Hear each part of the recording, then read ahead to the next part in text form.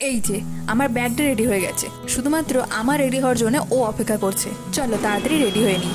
চলে এসেছি বাস স্ট্যান্ডে বাস ধরবো বলে। আর এই যে জানলার ধারে একটি সিটও জুটিয়ে দিয়েছে ভগবান। বাসে উঠে আমার শুধু এইটুকুই চাহিদা থাকে।